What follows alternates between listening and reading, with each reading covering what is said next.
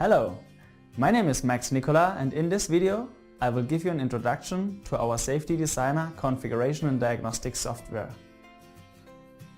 The Safety Designer is needed to create a configuration for the safety laser scanner microScan3. You can find a free download of the software and the system requirements on our homepage.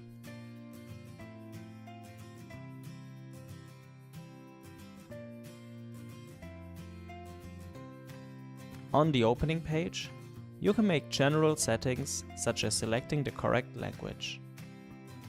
You then choose whether you want to create a new project, open an existing project, or connect directly to a device. In our case, we connect directly to a microScan3.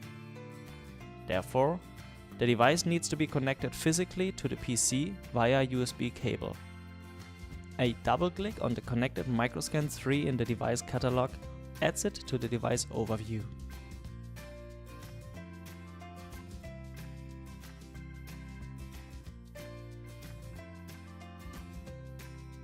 Another double-click on the microScan3 in the device overview opens the device window.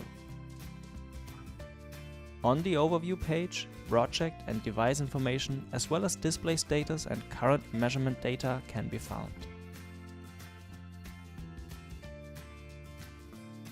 The current configuration of the device can be imported to Safety Designer via Upload. The menu for creating a configuration has a user-friendly structure. You can navigate from top to bottom, step by step. Tasks and notes are displayed in the footer.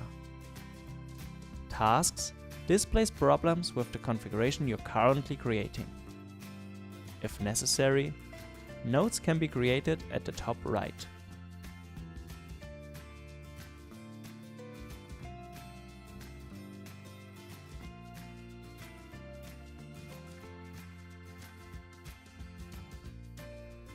Thank you for watching this video. In the next video, I will explain how to configure the microScan3. You can find all information on the microScan3 on our website.